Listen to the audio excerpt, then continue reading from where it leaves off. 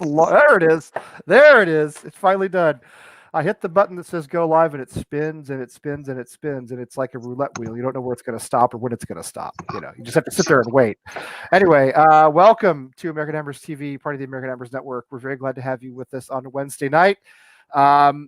We have so far 2 people with me, and maybe there'll be more. We don't know. Possibly depends on a lot of other stuff.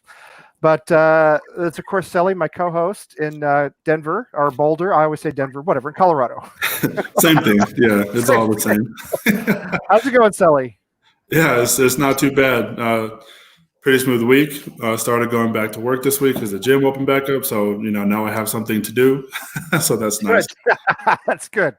Yeah, I went back to work this week too, but I wouldn't call it smooth. It was. It's been a difficult transition from the holidays to normal time. And of course, in Philly, there's John. How's it going, John? Good, Lee. Thanks for having me on. Oh, I'm glad you're here. Rob's here and Vern's here, and I'm sure the chat room will fill up. Look, 17 people watching already. This is great. I'm sure the chat room will fill up soon. Well, I just wanted to take a moment, if you wouldn't mind. First of all, you guys know all the stuff, right? AmericanHammers.net. Check us out. Check out our merchandise. If you want to be on the show, let us know. It doesn't matter who you are, where you are in the world. If you're American, not American, whatever, it doesn't matter. You love West Ham. You want to say something about West Ham, come on the show and be with us. We'll be happy to have you here as a guest. Hey, Katie. It's Katie. How you doing, Katie? Good to see you. John, that's your neighbor there in Philly. And Kieran's here from Kieran lives in Australia, doesn't he? I think he does, like Neil. We'll see if Neil's here. Anyway, if you want to be on, let us know. Like and subscribe, please. That would be great. And I just wanted to tell everybody that, before we get started, there is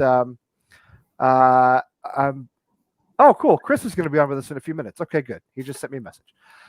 Obviously, there's a story today that has captivated the entire world, and I think we should address it before we start talking about our Wednesday night topics. I think it really cut to the core of what we all believe in as human beings. I think it really struck a chord with all of us. And some people are disgusted, others are excited. You don't know, depending on the person you talk to, how somebody's going to feel about Robert Snodgrass to West Brom. But that's where we are in our world today, is our own Scottish McMessy is apparently headed to West Brom. And it was so sad if you saw his tweet where I'll try to find it, where somebody tweeted a video montage of his time at West Ham, and he put a little tear and he said, "Last thing I needed to see at this time." So so we're apparently losing Snotty, which it makes me very sad. Then there's the real divisive story, okay? The story that really has divided people all over the world. And that, of course, is the pending sale of Sebastian Haller to Ajax for there you go. You see this guy, Rafa, he's put up this video, which I hope we don't get busted for showing this. It's not what I'm intended to do. But anyway, Snotty says, "Last thing I needed to see at this time." He's got a little tear and a little head in the hand emoji there. So that's very sad because I do like him. I think we've all loved him as a player. And it's going to be sad to see him go. But honestly, as we know, the bigger story is Sebastian Haller. Now the board have been using their propaganda arm, their Pravda, Claret and Hugh, for a couple of weeks now, talking about how they want to sell Haller, get rid of him. They talked about selling him in summer, and now we're hearing he's off to Ajax for 25. Actually, not even. I think it's 25 million euros, which is like 22 million pounds, about half what we paid for him. In other words, and I assume that means in January, right? I mean, I think that's what they're saying. It's in January. So soon, like the next few days. And of course, we're hearing a lot of rumors about who might come in. Josh King is a candidate. This Sima guy from Slavia is a candidate who looks like a really good player. There's another player from Sparta Prague whose name is getting thrown around because we only have one scout. And his name's Thomas Suchek, as you know. So the player will be Czech and will probably come from Slavia. But it seems as though Haller is off. I can't imagine a more divisive topic than that. So why don't we get started? John, tell me, what do you think? Are you surprised, disappointed? Do you have any feelings about this at all? Yeah, I'm disappointed, Lee. I mean, I'm disappointed that it hasn't worked out for Haller, to be honest. We can all see the talent he's got. Yep. He's a baller. The guy can play, he can distribute, he can shoot, he can score. He scores some magnificent goals. But in our setup, in our club, it ain't going to work for him. It doesn't look like. We're not going to give him the tools around him that he needs to succeed. So, unfortunately, it looks like he's heading out, and that may be the best option for both parties involved. I just hope that whatever money we get for him is reinvested into getting the type of striker that we do need to be able to suit our system. So I hope that money's given back to Moyes to go out and get the right guy. Yeah, I do too. Chris, how's it going? Good. How's everyone doing today? Yeah, we're okay. So Chris in Ohio is with us. Just got back from work, right? Is that right? Something like that? Yes, work kind of. Just recently I started door dashing, so just got back. Okay, gotcha. That's good. It's good. Yeah.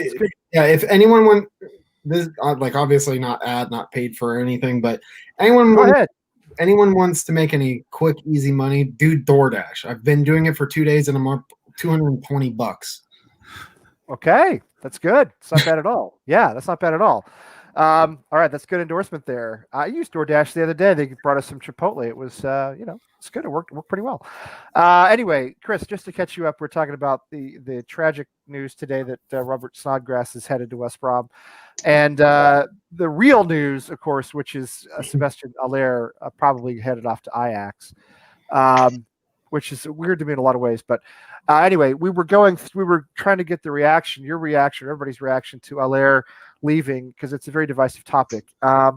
Sally, if you don't mind, I'll go to Chris first, and then we'll come to you if that's okay. That's fine. I'm doing my finger the wrong way, but around the horn there. Chris, what's your take on Seb leaving us for Netherlands? So anyone who watches the post-match shows with Tommy and I are both. We've been up with him for a while. Like we were ready to move on. What I'm most surprised about is the fact that it's coming in January. I figured it would have been a summer sale because we are so light at the position. We have 2 strikers, I believe, out on loan right now. Yeah, I was going to come. You got another one, didn't you? Yeah. Here, can you I can't really. How do I make your screen ball over there? That is the newest one. Wait a minute. Okay, show us now. That's nice, huh?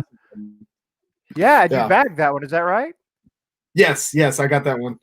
Okay, nice. What's funny, Chris? I was on a Zoom yesterday with the pastor of our church, and they have a vacation house in New Hampshire, up in the mountains. And her son comes in toward the end of the call, and he's found a huge moose antler. The moose shed them, and they just dropped them in the winter. And he came in with this thing that was like this big. So anyway, but he didn't have to shoot the moose. The moose just left it, and he picked it up. So your story is more exciting. Yeah, this guy that I know who's from Michigan, he was down in Bowling Green, in Ohio, or up in Bowling Green for me, but in Ohio for gun season. And as bad as it sounded, I did actually shoot one. Listen, like the Simpsons, like the old Simpsons episode about the vegetarians, where actor Troy McClure does his video from the Beef Council, and he says, "Remember, if a cow could, he would kill you and everybody or something like that." So you're just protecting yourself from those deer. That's what it is. Deer are vicious, man. You let a deer run wild. Well, actually, do what? My grandpa, who I hunt with, he actually knows someone who was killed by a deer. So you're doing what you have to do. Yeah, you're doing field dressing a buck, and the thing was still alive. It got up and speared him with his antlers.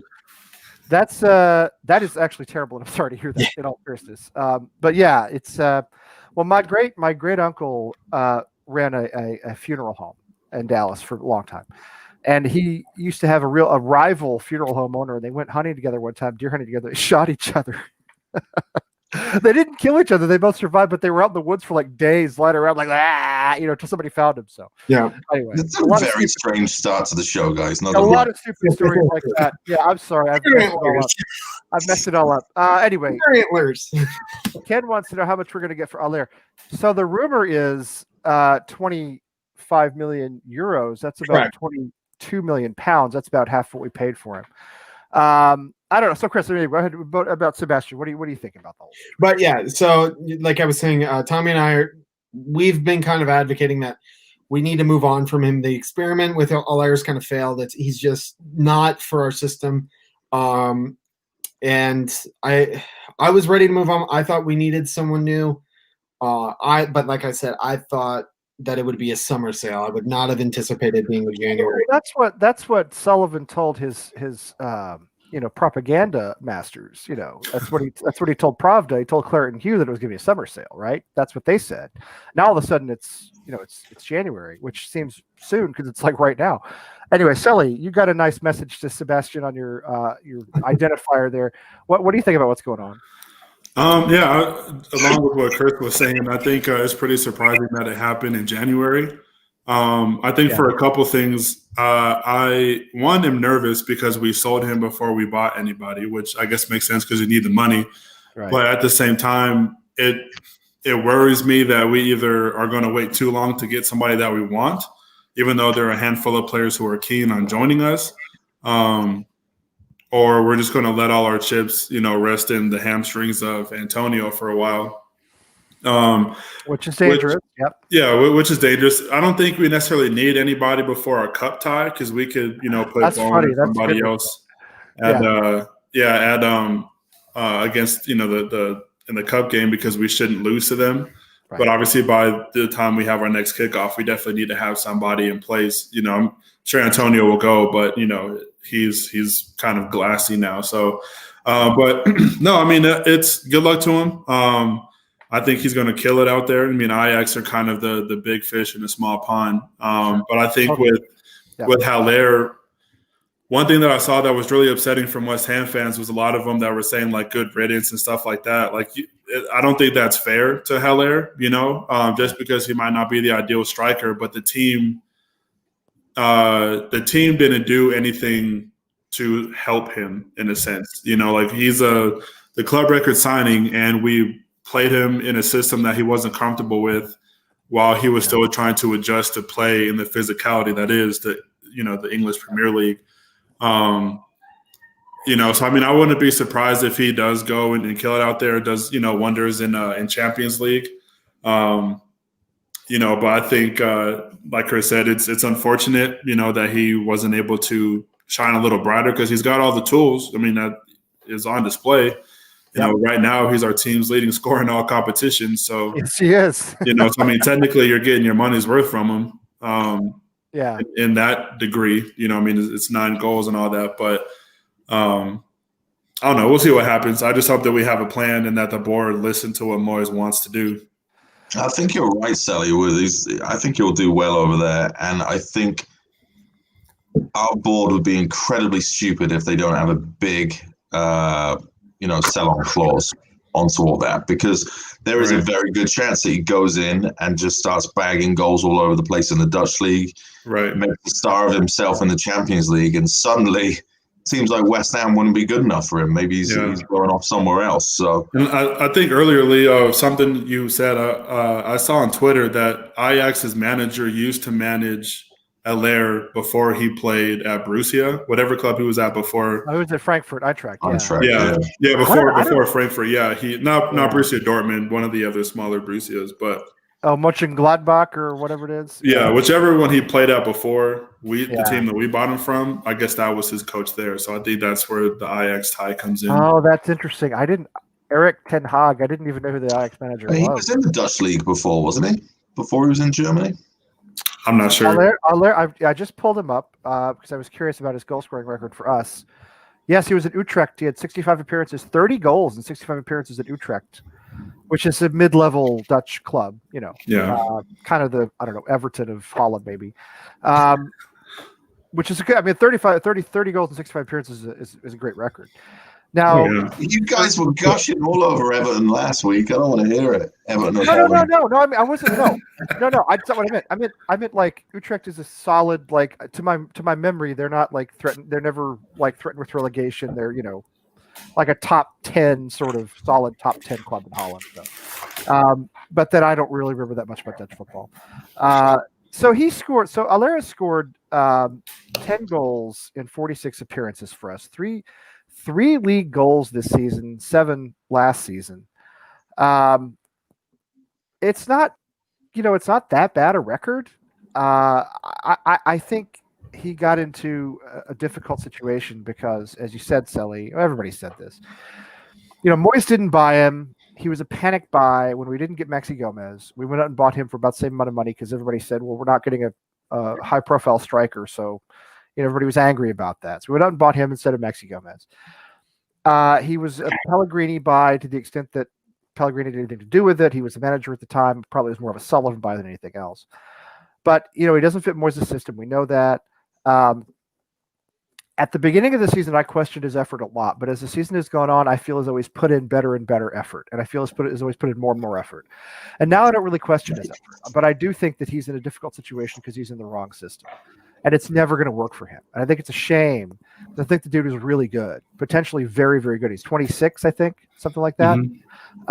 Right in the prime of his career. I mean, I'm disappointed that we couldn't find a way to work him in. Do you know what I mean? And I don't entirely blame Moyes because Moyes has his system. He's backed into a corner by the thinness of our squad, which is getting thinner, by the way, by the day now. It's getting thinner all the time. So I don't entirely blame him, and Moyes didn't choose him either. It wasn't Moyes' choice. But I think it's a shame that we have a record signing we're about to sell for half of what we paid for him 2 years later after 46 appearances. That's a pittance. That's nothing, It's just a shame. I would love to see him stay through the end of the season, personally, and get some more appearances, score some more goals, maybe build that value back up a little bit so that we sell him in June for, 35 million instead of 22 million. Maybe that's a crazy thought. I don't know, but I don't think he's useless. Let's put it that way. A lot of people do. I don't think he is. I don't think he's useless at all.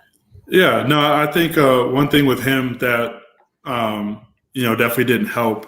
Kind of as we talked about in past shows, was the fact that Antonio caught fire when Antonio took over for him, striker at the end of last season. And it's hard to want to, but not hard to want to. It's hard to replace a striker that literally put the team on his back and kept you up. And at the restart, and was pretty much he was the player of the year for those 8 or player of the return for those 8 games or whatever. Antonio was, yeah. Yeah, he was the player of the month for July, the only Premier League player of the month for July ever. Yeah. Hopefully the last one. So I mean, of course, as West Ham goes, the one player you buy to score all your goals gets replaced, and that player gets an award that's never been handed out before. Right. Exactly. So I think that definitely didn't help. Maybe not necessarily help his confidence, but when you are the club record signing and then you get benched, because at one point we had both of our club record signings on the bench. We had an 80-some-odd million pound bench at one point for just 2 players. I don't know. It is what it is, but I don't think anybody can really say that he wasn't talented or anything. It's just he ran into just a bad situation. It was bad timing. Go ahead, John. Sorry. No, I was going to say I think I agree with Sally there about Antonio catching fire, and I also think that the system just obviously isn't suited, and that's evidence of Antonio catching fire and not being played in a 2 with Haller. I mean, they tried it once or twice, and it started to look pretty good there for a quick minute. And, of course, pick up an injury here and there and things get messed around again. But that was never given enough time or enough opportunity to let that kind of formulate either with those two going at it. And I feel bad for the fellow. I really do. I think he came over here trying to set the world on fire, and instead the ground has been taken from underneath of him. I think now he's got to go back to Holland and rebuild his reputation. I mean, he only started playing for the Ivory Coast this year, in my opinion, because he was holding out for the French national team. I agree. And it wasn't happening while he's at West Ham. So I think nothing good has happened on his end of the stick either. So I just feel a bit bad for him, and I really wish it would have worked out for everybody because you can see the talent. You could see the talent, and he has an excellent goal scoring record elsewhere. He scored, as I said, 30 and 65 at Utrecht. He scored 24 goals in 60 appearances at Eintracht, and he had a lot of assists at that time too, with those 3 up front that he played in. So yeah, I mean it's just unfortunate. Again, I don't really fault anybody. I don't really fault him. I think he put in the effort he needed to put in. I don't really fault Moyes, who got stuck with him and doesn't use him in his system. It's nobody's fault, but it is a shame. I think the question is now. So we get the 22 million for him, and then probably get what we're going to get for Snoddy, and maybe an order of haggis and a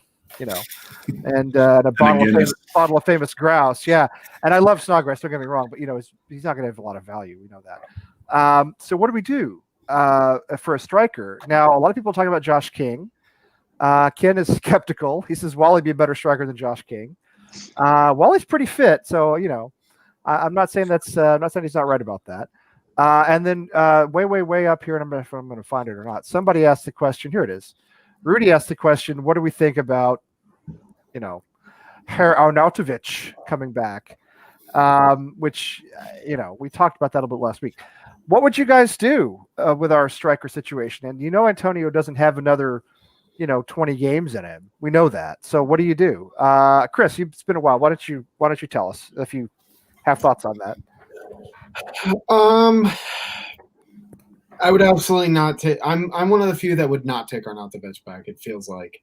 You just look at it on face value. First of all, they haven't been playing in China, so he is well and truly out of form.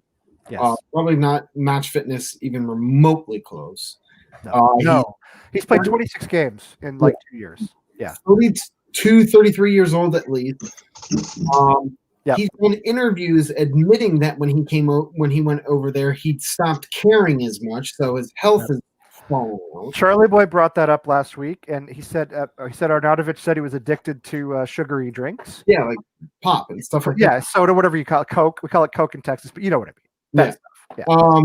And then on top of that too, all of the heartache and all of the drama he brought on the club. I love West Ham, but at the same time, I don't know why we go back to these players. Like when there was even. You know why, Chris? You know why? You know why? You know why? Yeah, it's just the same thing with Dimitri Payet. There was one slight little rumor that was hanging out there, and we're like, "Oh, take him back in a heartbeat." Remember what he just did to us 30 seconds ago? Yeah, I know, and I was guilty as anybody else of wanting Payet back. And you look at him now, and he's still a good player. He's still a great player, but he's a little chubby. He's not in top form. He's not. I don't think he would do well coming back from Premier League. And I worry about the same thing with Arnautovic. I have read and heard here and there, and we mentioned this a couple of weeks ago too, that Arnautovic has a gambling problem. All right.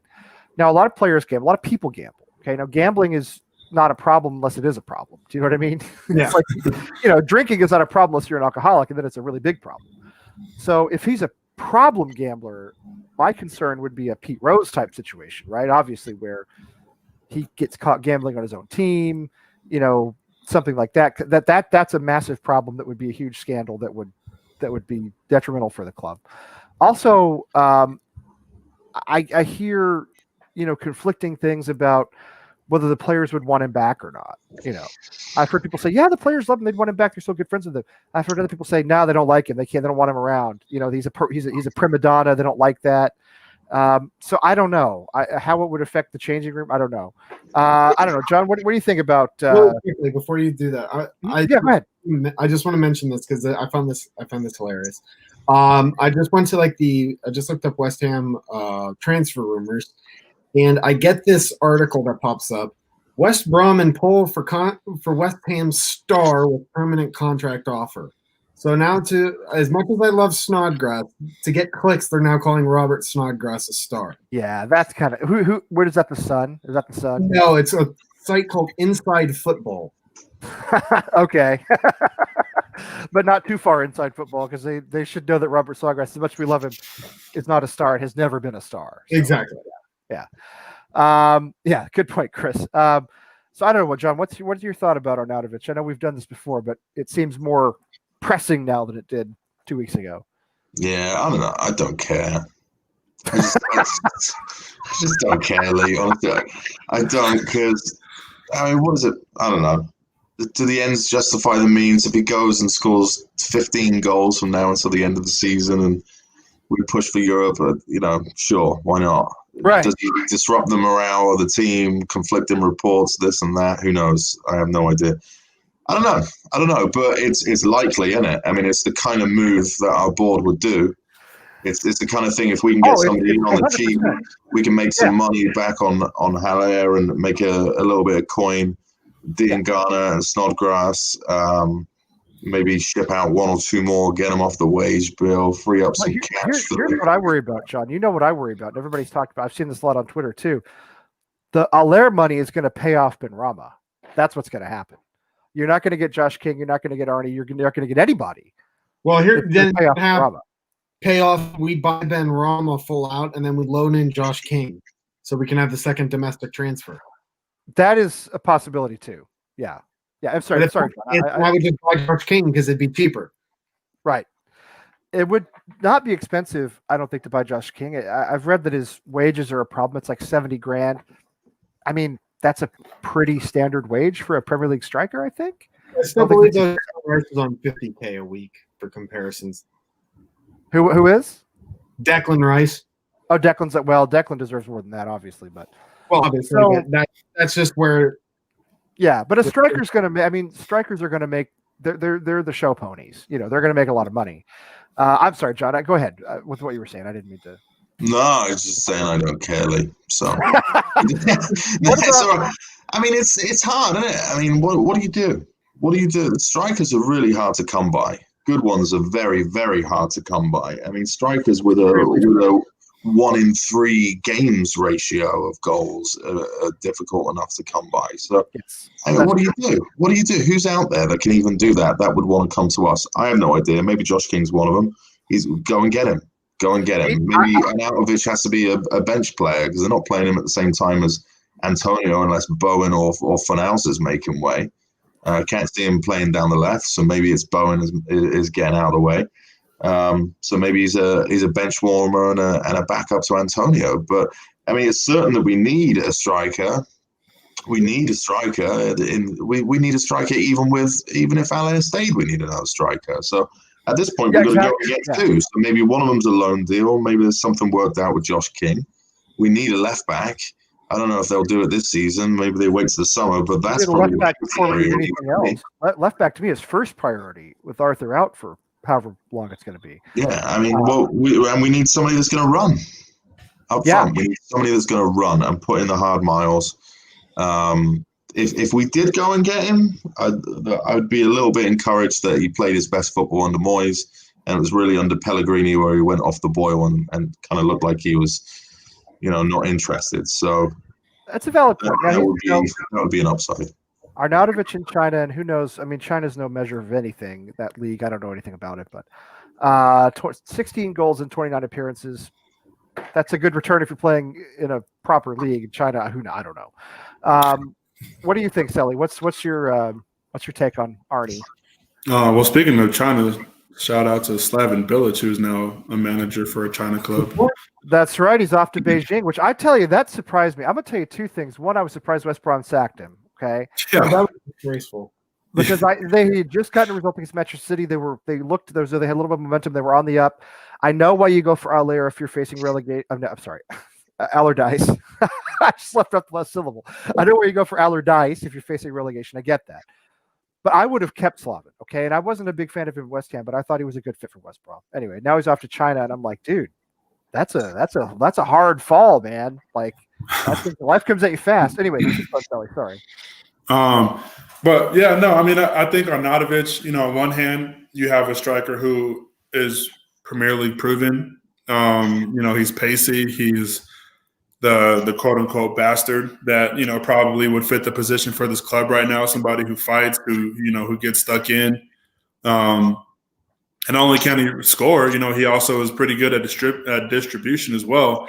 Yep. And I think it'd be really interesting to see him, Benrahma, and Bowen, I think, in a front line, or at least an attacking style, moving forward, because I think that can do a lot of havoc. But I mean, you also can't disregard the reports that, he doesn't care, especially if that comes out of his own mouth. I think that's pretty damning. Now, would he get that fire back, come back and playing for us? Maybe. I think we'd pay him too high of wages for him to genuinely care again. Yeah. But at the same time, I think he'd be one of those players, kind of like your Ibrahimovic, is that always wants the spotlight. So I think he might have that motivation to do better. Yep. Excuse me. But I think if there's any love lost in the locker room, that'll come out really quickly. I don't think that you're going to bring him back, or if anything, if those are rumors, I wouldn't be surprised if there are players in the locker room who are like, "Don't do it," And you figure David Moyes is going to listen to that, right? I mean, Moyes is. Yeah. They trust me. Yeah. So, yeah. No, 100%. I agree with that. But I think at the end of the day, still, I think that the board will do what they want to do. I think it was really interesting because we sell Haller, and then all you see which isn't necessarily a bad thing, but you see a lot of stuff on Twitter saying bring back Anderson and bring back Arnautovic, which in the grand scheme of things, like I said, it's I don't know if I totally agree with both of those, but the funny thing is it kind of fills needs, right? You get your striker and you get the person who could play your left winger. But I think I would have really enjoyed seeing us go after a left back first. But the fact that we sold the striker, we have to buy one quickly because I don't know how early we've sold. Yeah, I don't know how early it's been in the past when we've done business this early in January, but if we have money available now to go and get somebody, we need to go and get somebody now because the cup tie coming up, that's the FA Cup, and that's the one that people care about, right? And then and then we have our season again to worry about. So it's nice that the team has this layoff. People will be healthy. When it comes back time to get back in the EPL matches, I think we'll have a fully fit squad. So I think by then we have to have our striker in place, whether that be Josh King, Arnautovic, whoever, Diego Costa, whatever the case may be. We need to have that person. We can't wait because we're too close to being in a European spot for us to let this opportunity slip. Yeah, we are. And I do think that healthy, this squad could challenge for Europe. But we need Arthur back, or we need to replace him, and we need some sort of solution at striker. What I think just happened with the sale of Haller, what is going to happen with the sale of Haller, to me, and John, I've talked about this a lot. To me, left back has been the first priority for us all season, except now it's not because we just sold our other striker. Yeah. So now the priority shifts because we've thinned our squad, and we have nobody to back up Antonio, unless somebody throws Issa Diop up there, which I don't think that's ever going to happen. Or, in all reality, if we really wanted to, we keep forgetting we have Zonde Silva out on loan. We could always. That's true too. That's true. Let me look it up real quick. I want to see how he's been doing out there. Yeah, I would appreciate that. There's a couple of things I wonder about. Arnie coming back. How often does it work for a player to come back? Frank McAvenny came back in the late 80s, and I'm looking at so Frank McAvenny's first turn at West Ham, 33 goals, 85 appearances. He was a superstar. All right. He came back in the late 1980s, early 90s actually, and he had 16 goals and 68 appearances. Not a bad return, but not what he was doing before. That's just one player, right? Doesn't mean that he doesn't have any connection to Arnautovic. But do players come back like that? Does it work? I always feel as though it's kind of an anticlimax, and it usually doesn't turn out the way anybody thinks it's going to. Do you have memories of this, John? You go back further than any of the rest of us with West Ham. I'm trying to think about it. Not McAvenny. It was a bit before me. Tony Crotty came back. I think he did all right. Yeah, but then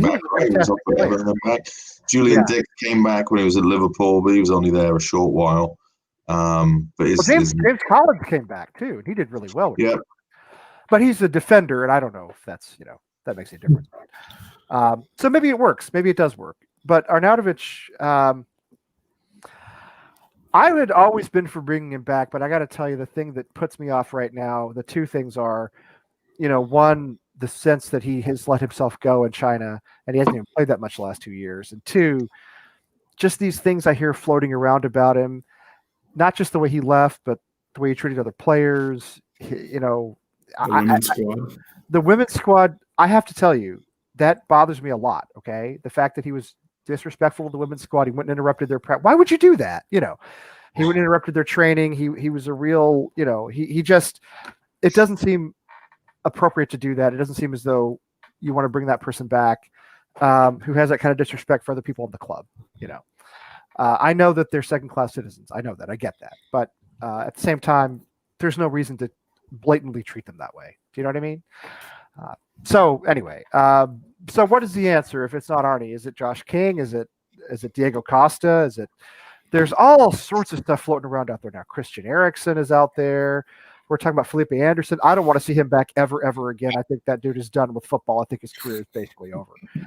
What do you guys think? Anybody, Chris? Maybe Chris, you seem to be forming an opinion.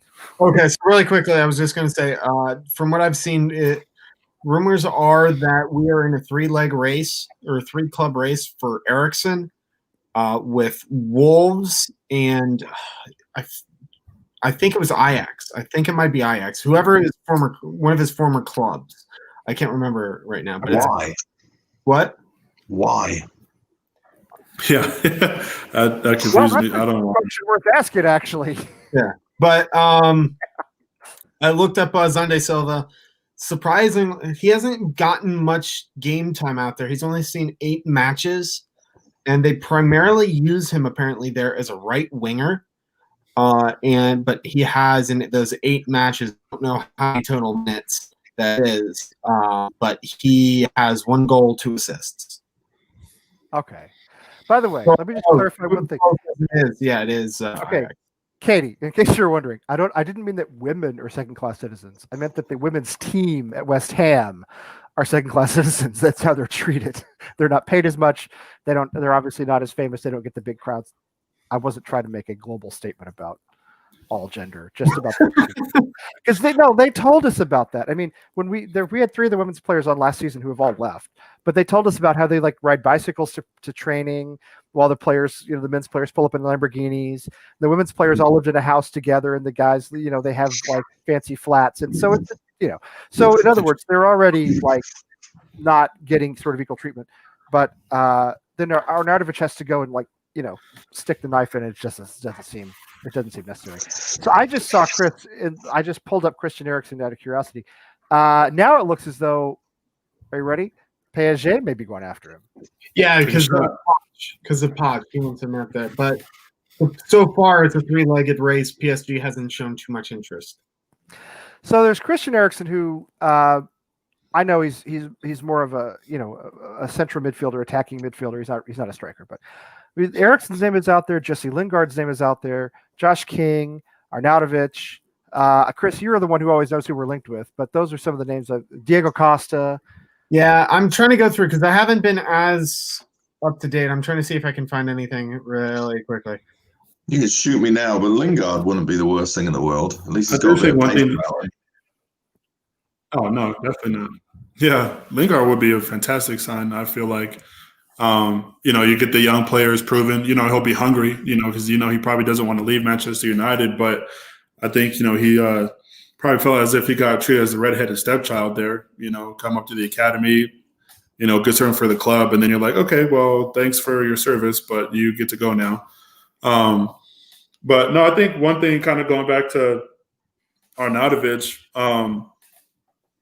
there's not. Lately, Karen? I'm not sure about that. Anyway, go ahead, Sally. Is that there wouldn't be any pressure on him in essence, he's not coming to a Manchester club, a top 6 really. So I mean, if he were to come here and do great, awesome. If he were to come here and be bad, no one would be surprised. It would just be more frustration. So I don't think he'd have too much pressure on him. But I think one thing that we need to do is get somebody who is young and doesn't have a bad health record, Yeah. So, I mean, as appealing as Costa might be, I think he's really only appealing because he's on a free. But he, again, as many 30-year-old players as we have in the club, he's just taken the spot that Snoddy just, vacated as far as 30-year-olds. But, I mean, I don't know. It is intriguing. But Silva would be a good shout, I think, too, because if you bring him back from a loan, you don't necessarily have to pay him, and you can use that money on a left back or somebody. Yeah, it's funny. I mean, everybody wants us to play the kids. Everybody we talk about our academy, how it's building, it's getting better. But I mean, I feel as though there's nobody really like ready to step in right now. Am I wrong about that? Maybe somebody in the chat room knows.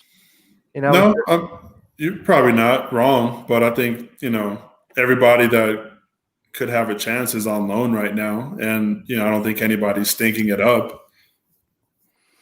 No, I don't think anybody's stinking it up either. But I don't know, like Sandy Silva, he's not, as you said, Chris, he's not getting used much. I mean, do we have anybody who just steps right into our starting 11 or even makes the bench realistically? Not steps in, but we have the two promising youngsters in Cardoso and Odebeku.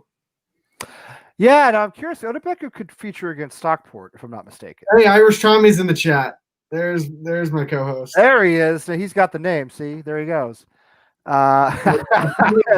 Kid knows what I'm talking about. You don't want to, yeah. Irish or Tommy loves Odebeku. He thinks that he's going to be a sensational talent. So I know that Irish Tommy really likes him. I mean, and hopefully he will. I hope we get to see some of these guys against Stockport coming up. What is it? The 11th? Is that right? Anyway, it's next Monday. Another stupid weekday game, but that's not going to be on TV anyway. I don't think so. ESPN Plus, I believe. I believe I was tweeted out saying that it was on ESPN Plus. Oh, okay, good. Well, World Soccer Talk will have it, so that's where we should go to look. Chris Harris's site, World Soccer Talk, always has the TV listings for the U.S., so that's helpful. Yeah, I mean, I would like to see some of these guys feature. As far as the striker situation right now, it just seems wide open to me. What is, obviously we're not bringing in, Lewandowski, we're not bringing in Mbappe, but what do you guys realistically, if you could bring in a backup striker, realistically, who would you bring in at this point of all these people we've talked about? Just go and get Josh King. Just go and get him. Yeah, that's where I am too. That's where I am too. Yeah, and honestly, it wouldn't even be a backup striker; it would just be a striker because Antonio's not a striker. Right. Exactly. Yeah. It seems like Moyes has been high on Josh King for a while, going back to last window. So, I'll tell you what: if they go and get him now, how angry should we be that they didn't go and get him in the fucking summertime? Especially if you pay the same amount of money for him. Yeah. Well, John, you just don't know how to manage a business, okay? Because if you want to be a billionaire, all right, if you want to be or a baroness, whatever that is, if you want to be a billionaire, what you have to do is you have to buy an asset, okay, get very little value from it, and then sell it 2 years later for half of what you paid for it. That's how billionaires do business, right? That's why David Sullivan is the success he is today. I don't know. It's why I guess I'll always be an American middle class schmuck. You know what I mean? I don't have that kind of mind. I don't have that kind of acumen he has. Yeah, exactly. Yeah, I'm with you guys. Josh King, just go get Josh King. He's fine. He's fine. He's fine. The Brentford are spare. They're saving him. They're going to sell him. I'm sorry, not Brentford. The Bournemouth are saving him. I'm telling you, I'm fried. They know they're going to sell him. They've been saving him. Go get Josh King. It's fine. And he wants to come. He wants to come. Right yeah. No, he wants to come. Yeah. So Stockport County, if you guys don't mind, first of all, am I missing a big juicy rumor that's floating out there that we haven't talked about yet? I feel as though I'm forgetting something. You guys got anything on your minds? Okay. Thank you. I just couldn't remember because there's been a lot going on. Stockport County. I called this episode of the show "Sympathy for Stockport County." So back when I had Setanta Sports, and Setanta Sports showed every football match contested anywhere in the world, I watched the League Two playoffs, and Stockport County got promoted from League Two to League One through the playoffs. Fantastic final at Wembley. Their fans were great. They were crazy. It was just a great atmosphere. And I had a little, I don't follow them or anything, but I had a little soft spot for Stockport County. And then I decided today to do a little research on the club because they're our next opponent. I don't know that much about them. John, I'm sure you knew this already. So it turns out Stockport is close to Manchester. Okay. 7 miles from both Manchester City's ground and Old Trafford. So it's very close to Manchester. Maybe you don't know this. I don't know. So they have a lot of trouble drawing fans because the people in that area would rather go to City or United, or they would rather sit at home at the pub and watch, or watch on TV at home at Sky, as opposed to going to Stockport County to watch what is now fifth tier football. So some years ago they moved all their fixtures to Friday nights to try to get more fans in on Friday nights, so they wouldn't compete with the bigger clubs. And they were in League One like 10 years ago. And then they had some financial problems and multiple relegations, and now they're in the National League, which is, you guys know this, is non-league football. It's the league below League Two. So they have just, over the last like 10 years. And some, local business person bought the club last year, maybe 2 years ago, and said, we're going to turn it around. And, I think they actually might have bounced a tier below and then come back up. But anyway, to me, I have fond memories of watching them on TV when they got promoted years ago. They've never been in the top flight. Most of their history has been somewhere between the third and fourth tier of English football. And I don't know. I hope we don't pull an Oxford, okay, like we did, under Pellegrini. But I have a little sympathy for Stockport County because it seems like a real grassroots club. And if you're a Stockport County fan, it means that you are rejecting the big pull of Manchester a few miles away, and you're saying, no, I'm going to support my local club. And I think that's cool. So anyway, what do you guys want to see against Stockport County other than us not embarrass ourselves in terms of who plays? Are there academy kids you want to see in there? Are there fringe? We don't have any fringe players at a small squad. Are there fringe players you want to see in there?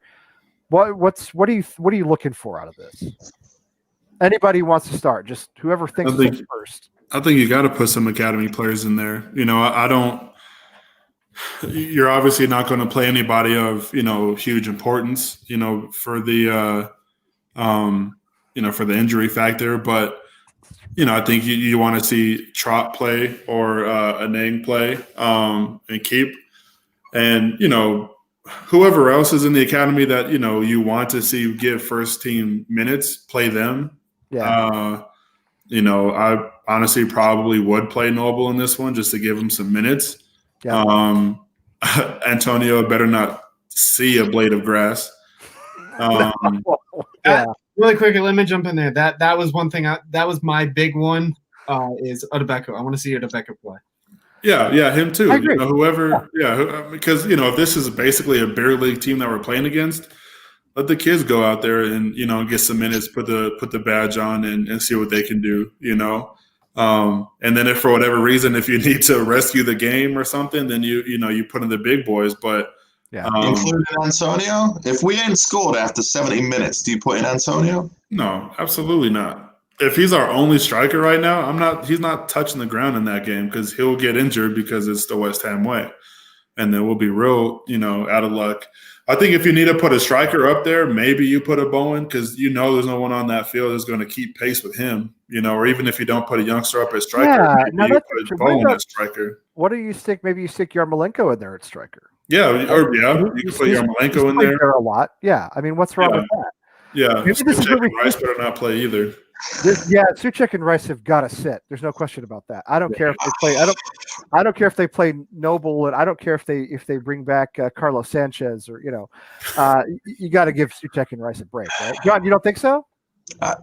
Yes, probably with Suchek and Rice, but you guys are fucking scaring me with the confidence that you have right now because we have shit the bed against so many teams that we shouldn't have lost to. That I originally was probably on your side, but I'll bring this one back up. Other people say it. He knows. He's been around a long time. He's been around a long time. Oh no!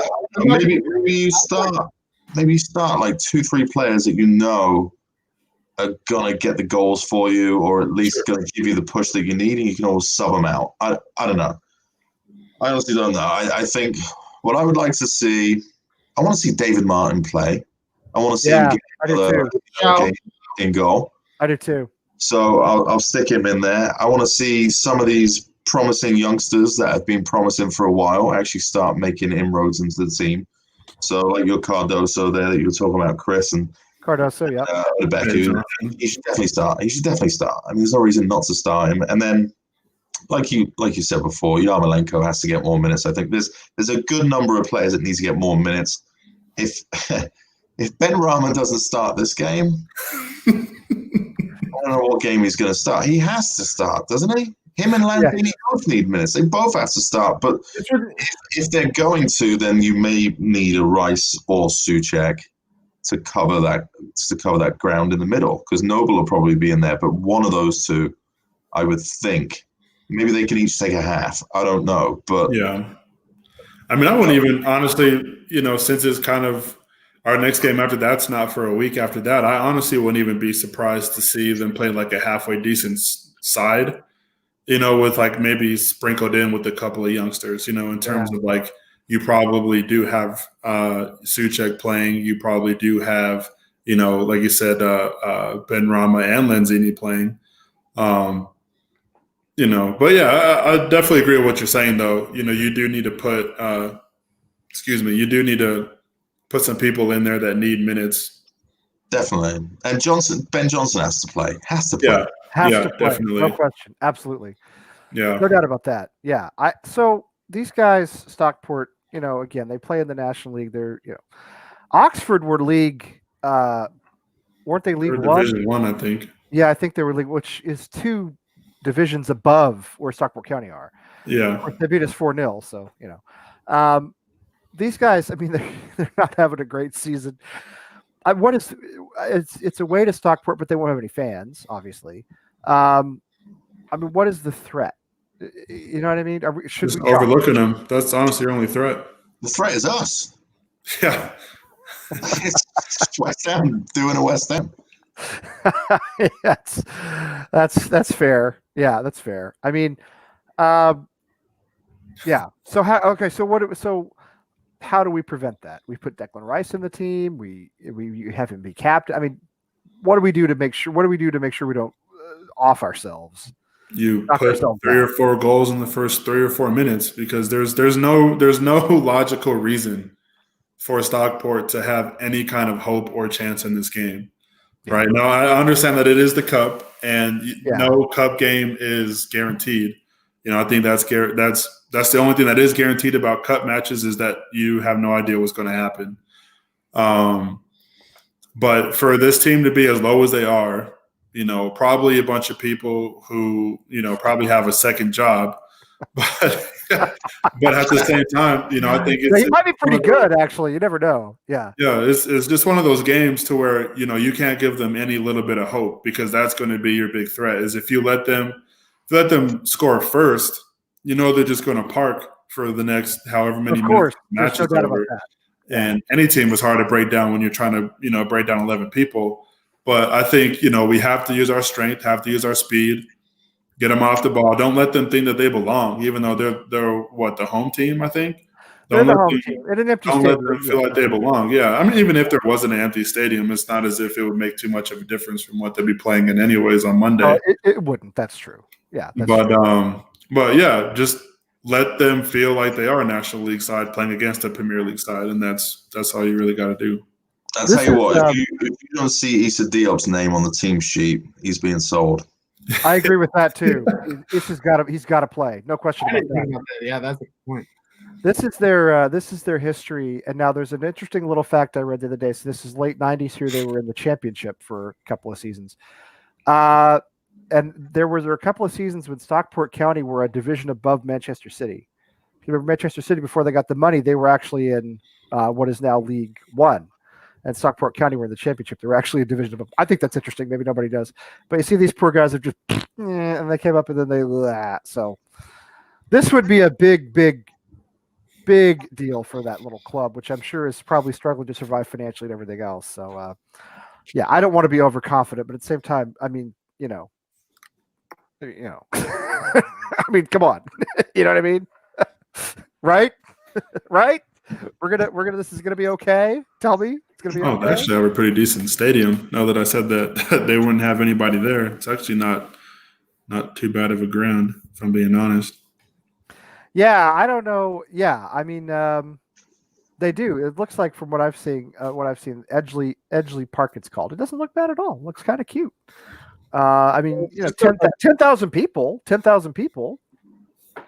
I will say, by the way, Stockport, they're 7-3-4 this season, and their last 5, they've won 1, drew 2, lost 2. So. Yeah, and they're older than West Ham. They're 138 years old. I don't know. It's I mean, this what I love about the FA Cup is you run across a club like this, and then you learn a lot about them because you'd never ever pay attention to them otherwise. Yeah, So so I think Burnley is 5 days after Stockport County, if I'm not mistaken. They have the 16th, if I'm not mistaken. So we're not necessarily going to have a quick turnaround, but then there is a little bit of a quick turnaround after that. We get a lot of games in a short amount of time. Do you guys want to go back and talk about Everton at all? I thought that was a gigantic win for us and a great performance at a place where we're usually terrible. And I want to say, now I pointed this out on Twitter, okay? Somebody here, I don't know, one of the 4 of us here on this show predicted that West Ham would beat Everton 1-0. Who was that, John? Who said that? Well, you didn't let me get to my prediction that day, I don't think. Oh, did I not let you get to your prediction? Okay. I was not on, so. No, Chris wasn't on. That actually sounds on brand for me if I never let you get to finish what you were saying. I'm sure that's probably true. No, so there's a whole clip of me saying, like, we're going to get crushed. We're going to lose. We never win at Goodison. But I'm so confident that we're going to lose that I will reverse the jinx and I'll predict us to win 1-0. And sure enough, we won 1-0. Fantastic move. It's fantastic move. I got to say I was pretty proud of myself for that one. So, Foe, if you want to predict a win, you can now do that because we're doing that now. I thought it was listen, I mean, you guys know as well as I do that we're sitting relatively comfortably mid-table. We drop a couple of games and we're like 13th, 14th. You know what I mean? So every one of these things, every time we get points, every time we get a result, it's massive. And I thought this was a massive result and a fantastic performance, frankly, even though it came down to the end. I thought defensively we're extremely solid. I don't know if you guys had any thoughts on it, the things you liked or didn't like, or what you'd like to see more of. I know it was a long time ago, but honestly, I'll start off on this one. Honestly, for me, I just have to say, actually, well done, Moyes, on this one. He got it. There you go. Yeah. Yeah. All right. Sorry. Go ahead. He got it spot on with the tactics and the substitutions when they needed to be made and who they needed to be made for. I know that's so trivial, but with Moyes, that's always been an issue as long as he's been at West Ham, at least. But he got it spot on today or on that match. So I'm talking as if it's the post-match show. No, but when did he learn to do substitutions? Like, this was his biggest weakness, and all of a sudden, I'd say the last several games, he's pulled us out of the fire to some extent with his decisions. I mean, do you agree with that? More so the Everton match. I can't remember back to the other ones. I know it's a long time. I know. Yeah. I know. I know the Chelsea one was just all wrong. Or the Brighton one, rather. Excuse me. Brighton was the shocker. Yeah, that was all wrong. Every bit of that was all wrong. So, Brighton was the shocker. Well, let me ask you this then too. Everybody, first of all, Selly, John, do you guys have any leftover Everton thoughts that you haven't killed off with holiday celebrations and? Yeah, I guess just make it real quick. It was really nice to see us able to kind of honestly snatch 3 points out of a game that clearly looked like nobody wanted to win. Yep. So it was nice to be able to win that game because I don't think that's not a game that we normally win. And we never do that, right? We never do that. I mean, that's not the West Ham way, especially at Goodison Park. Yeah. Yeah, I thought we didn't get enough credit actually for the way we played, especially in the second half. Even I think Souček said, both teams were going for it, but we were going for the win. I mean, I think we probably didn't create as many chances as our dominance of possession showed that we could have. But we were on the front foot. We were the ones with the attacking intent. If it were something like MMA and there's intent is involved or who is going for the kill, it was certainly us the entire second half. And I thought we played well. I thought we did all right. I think Moyes approached the game right. And everybody seemed to be pulling in the same direction. It was good to see. Yeah, it felt like I'm with you, both you guys, and Selly in particular, when you said it was a game nobody seemed to want to win. How often do we lose those? Yeah, Always. We always lose those. Not just draw, but just lose, yeah, So I thought we showed a certain amount of discipline in, you know, continuing to sort of build our attack until it finally worked. It was a weird goal, deflected, yeah. pinging off everywhere, but Hey, right that's place, why you right shoot. time. That's why you shoot. Yeah, When I coach my son's team, and these are second graders, they're kids, 7, 8-year-old kids. I tell them run and shoot. Not, I don't mean like the old Houston Oilers offense, but I mean, run up and down the pitch, cover space, and then just shoot. yeah, And yeah. that's Well, what I mean, this goal reminded me of. It's like, we went forward. You saw Yarmo when there was making a run. Yeah, obviously Suchek made the run that led to the goal. And Cresswell was shooting when the ball deflected off a defender and came off a Suchek ping pong, and it's in. well, I think this game was kind of a microcosm of the season in a sense of where we have been pretty lucky. Well, lucky might not be the word because I think we've played too much football and have gotten some pretty good results for it to be luck at this point. But I agree. Yeah. I think one thing that this team has showed the whole season, honestly, is just that never give up attitude. You know what I mean? Because as bad as the Brighton formation and lineup was, we still were able to come back in that game twice.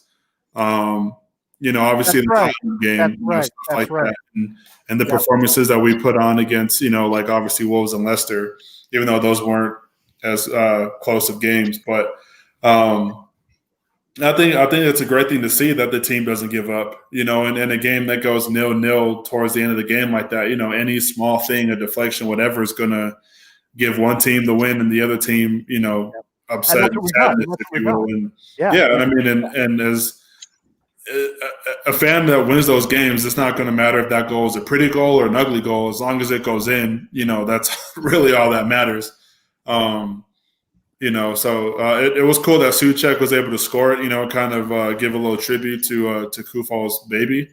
Yeah, that was at the same time, like you said, shoot or shoot basically. And Suchek, he's honestly right up there for Hammer of the Year right now, in my opinion. Oh, no question about it. I mean, Suchek, Ogbonna, I think would be. I thought he should have won it last year, even though I respected the fact that Declan won it.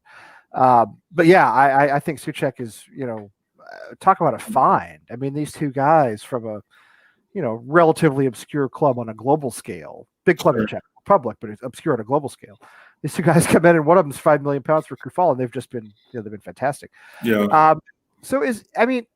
Brighton was the shocker. The starting 11 was bizarre. As you said, we came back twice, which in the past we would never have done. We'd have lost that match in the past. Probably would have lost 2-0. Unfortunately, we had to come back twice against a club that's threatened with relegation and really not playing very well. But Moyes overall in the festive period, I mean, I know Charlie Boy's going to have something to say about this because he always does. But I put this up. This is not to promote my Twitter. I don't really care how many followers I have, but I put this up just for reference. We had 7 games in a short amount of time, in a month. 1-2, drew 3, lost 2, 9 points. I don't think it's that bad. Again, if we dropped 2 versus Brighton, we picked up 3 versus Everton. Is anybody still upset about David Boyes being our manager at this point, other than Charlie, who's about to tell me how much he hates him?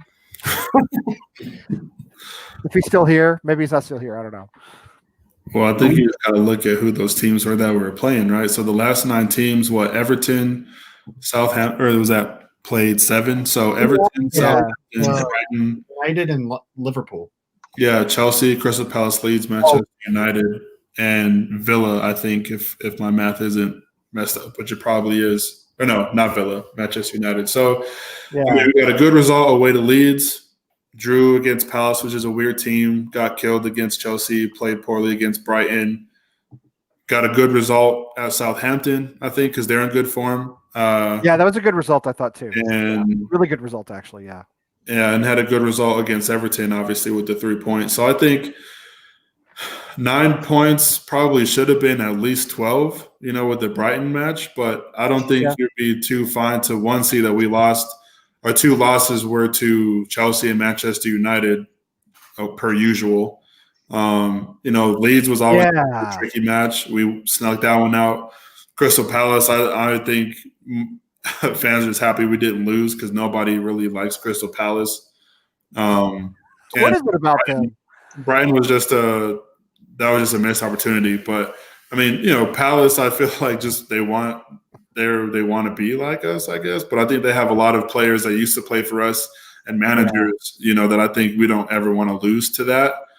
Not that there was really any bad blood with Tompkins, Coyote, the Coyote, or the manager, but you don't want to lose to people that you used to play for. And Kyle's always trying to nick our signings too. Like I wouldn't be surprised if they somehow get in the race to sign Josh King. Yeah, well, they got Easy E. No, that was didn't they get who got Easy? They got him. They got Easy E. Yeah, they got Easy E. Right. So they got him when we were supposedly in for him. Now this is interesting to see that Foe says this. I mean, I get it. Okay, I get all this. That Brighton, we all feel something about Brighton. But if Brighton lives long in the memory, and it should, I mean, to me, Everton lives long in the memory, right? I mean, that's 3 points that I think we basically stole. That lives long in the memory to me. The win over Villa, what looks like a very good Villa team, lives long in the memory. I don't love David Moyes, all right? I'm not like a David Moyes, acolyte. I just think that for what we have, the situation we have, is the best we can do. And he's fine. He's fine. And right now I'm settling for fine. We're having a great season. Yeah. Hey, aren't we? I mean, are we? Yeah. The league is messed up, but just look at it. With 17 games played, we're 7 points off the top. We're 7 points off of the top. We have a positive goal difference. Off a bottom, we're like 24 points off a bottom and 7 points off a top. I don't remember last time we could say anything like that. I'm happy. I'm all right. Yeah, some of the results didn't go our way. The unexpected ones, Brighton could have been better. We could have played some teams better. We've done well. We've beaten Leicester. They're up there. We've been in absolutely every single game we've played. We've had a chance to win. After the first one, or at least perform. After the first one, yes. I'm all right. I am too, John. And Chris, I don't know. What do you think about? We haven't had you talking about Moyes because you haven't been on the show. So what's your thought about it? Well, you've been talking about him on other shows, but not this. Yeah. Is he my favorite manager in the world? Obviously not. No. There's obviously better managers, but at the same time, I mean, what he's had to deal with, what he had, everything he's been stacked up against. Yeah, he's done phenomenal. He did I wholeheartedly believe that he deserves a new deal. I was thinking of something I wanted to do. I mean, this is a man after my own heart right here. So I understand what you're saying. Anyway, go ahead, Chris. I'm sorry. I had a West Ham fan right there. Yeah, I had a thought, but I can't really remember what it is now, unfortunately. That's my fault. I'm sorry. No, it was even before that. So. But yeah, I wholeheartedly believe that Moyes does deserve a new deal. He's not the greatest. I like what Chris Poole said. He's human. He does. He learns. He learns every match. Right. Oh, that's what I was going to say. The biggest issue, or the biggest reason I'm in favor of Moyes right now, is the players enjoy playing for him. That's absolutely. They obviously did not like playing under Pellegrini anymore, and we kept him too long, and it nearly cost us the season, or cost us the Premier League. Right now, the players like playing for Moyes, so why wouldn't we keep sticking with that, keeping everyone happy and in good spirits, and thus better morale and better form? I mean, if you want to keep a chance at keeping Rice longer than prolonging potentially him moving on. He enjoys playing under Moyes. You go and sack Moyes or don't offer him a new deal, he's gone the first chance he gets. Totally. And I think we need some stability, right? I mean, and first of all, Tommy's right. You're right, Chris, about this. Great point. Maybe the best point anybody's made about Moyes. The players like him, all right? They're rallying around him. They like him. And he's a competent manager. The players love Gianfranco Zola. He wasn't the best manager we've had. I personally didn't mind him, but Moyes is an experienced manager, whereas Zola wasn't. But he's got the players like him. He has them putting in effort. As John said, we're having a great season. This is West Ham, okay? This is West Ham. Let's remember where we've been since Payet left, which is mostly fighting relegation. Let's remember who our owners are. Some of the worst owners in all of sports, probably. So yeah, and I feel this way too. What Mark says. I mean, we go down a goal, we don't give up. We go down a goal again, we come back again. You know, we score late instead of being scored on late. You know, it's a whole different. And what Chris says too, this is true too. These guys are fit. There are fewer injuries. Masuaku's thing was a surgery that was a long-term thing. Antonio's always got, gammy hamstrings, but these guys are running 90-plus minutes where we always used to give up a goal late. Always. That's an old West Ham thing. But the thing I've noticed maybe most, and I don't know what you guys think about this, we're no longer, right now anyway, this season, we're no longer the team that only shows up for the big games. If anything, we lost to Manchester United. We lost to Chelsea. We lost to Liverpool. We lost to even Arsenal. That was a bad loss. But anyway, top six, we really haven't done all that well.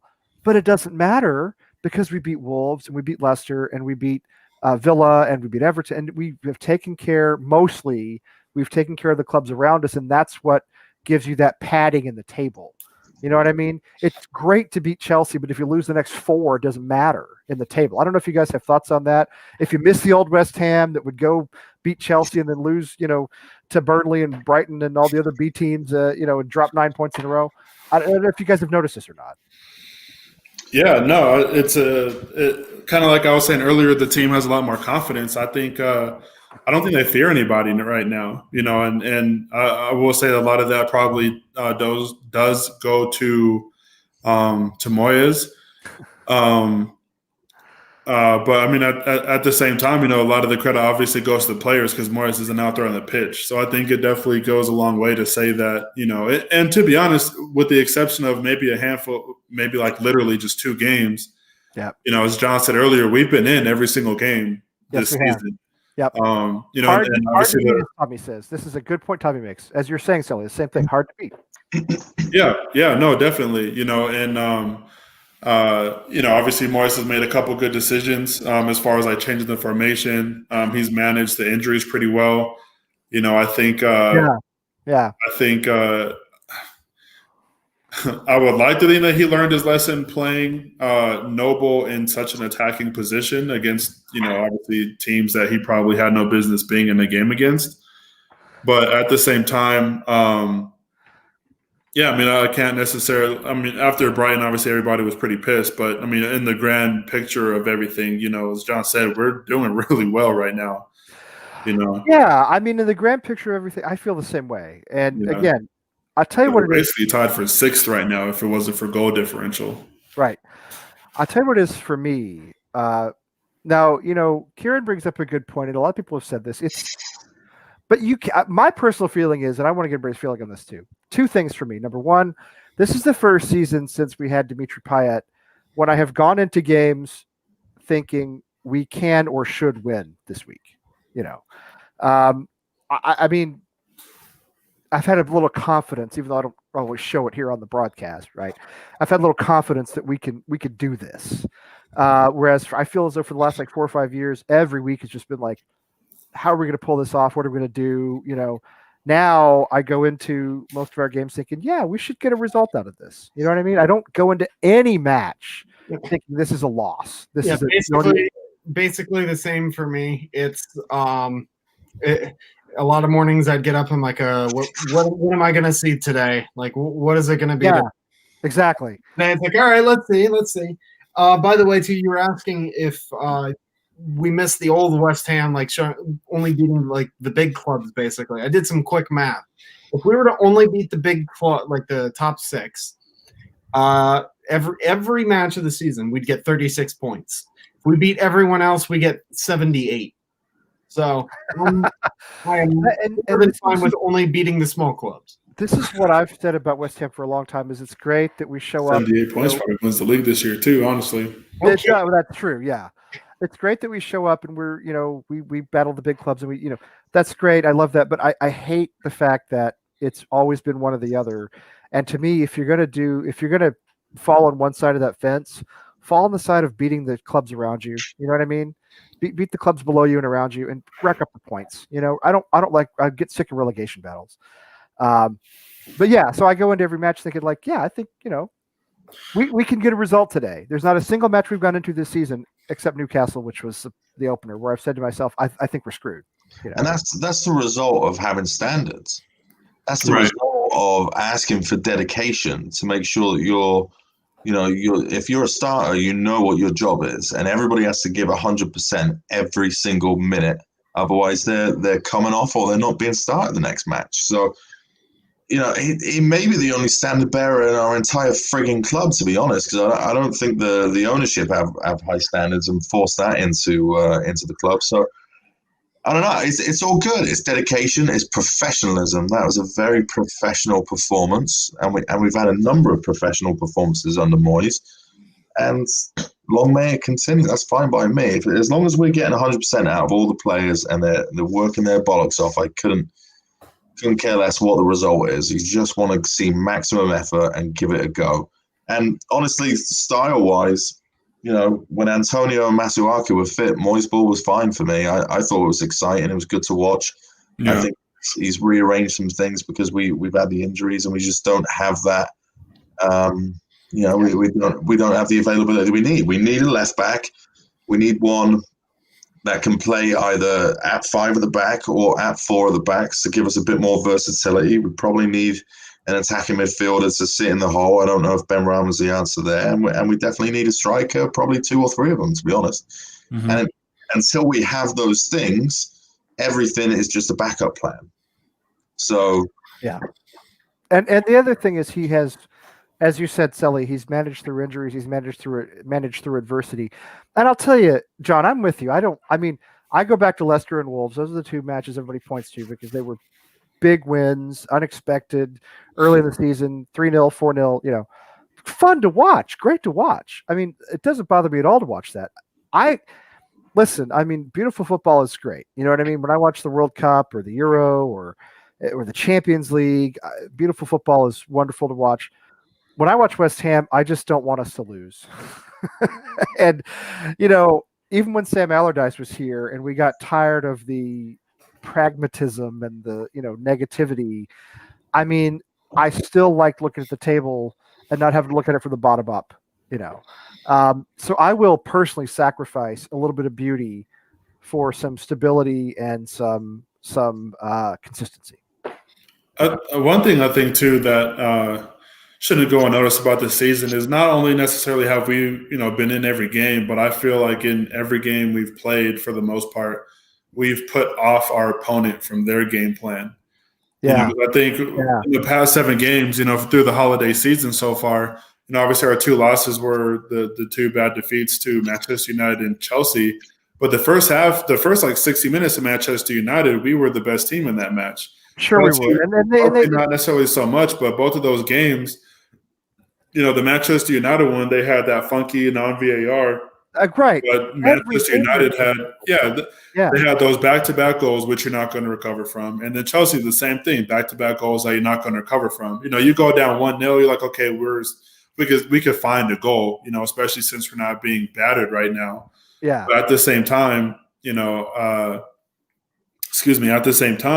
you get that second, you're like, okay, this will be harder. But then once that third comes in, it's a wrap. And I do feel bad for the handful of United fans who were at that Manchester United game. But at the same time, I think that's a bit of I'm reading the chat right now, and Ken's comment is pretty funny. But it's pretty funny.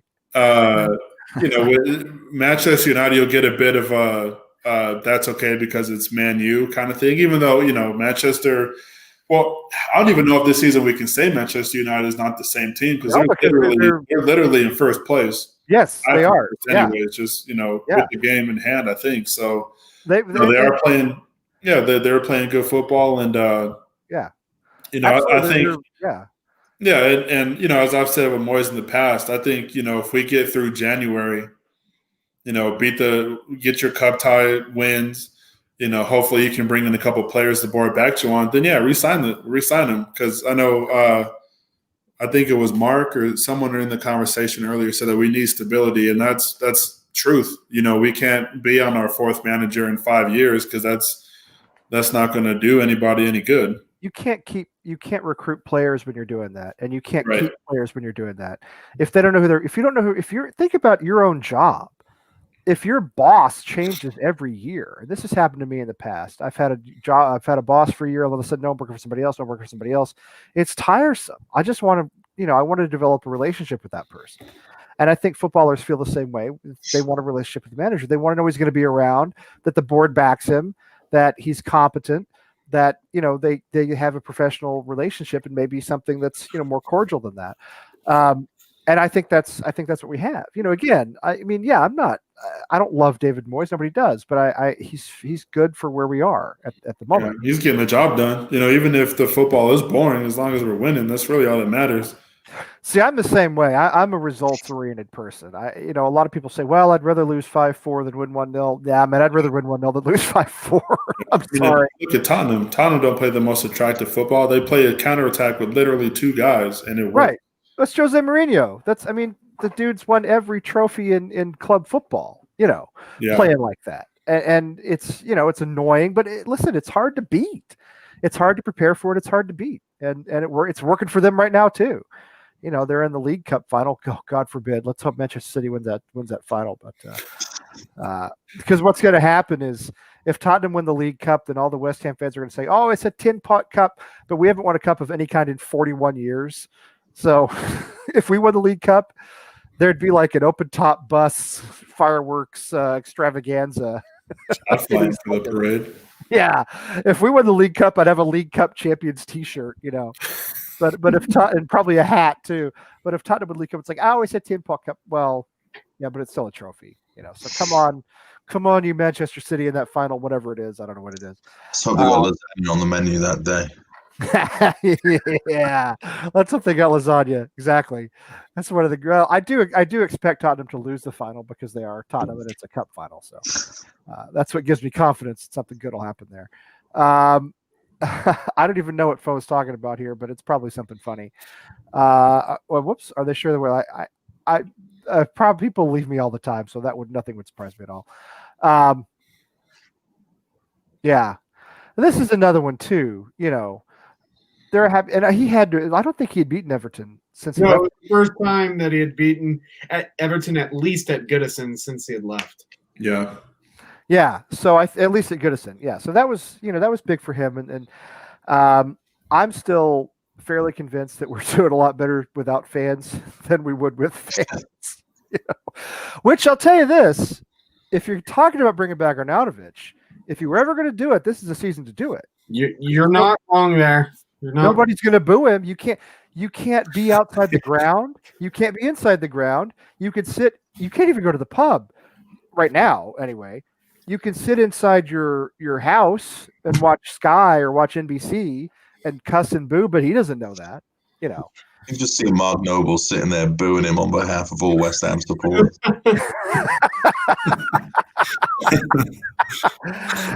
I mean, you'd hope that they would,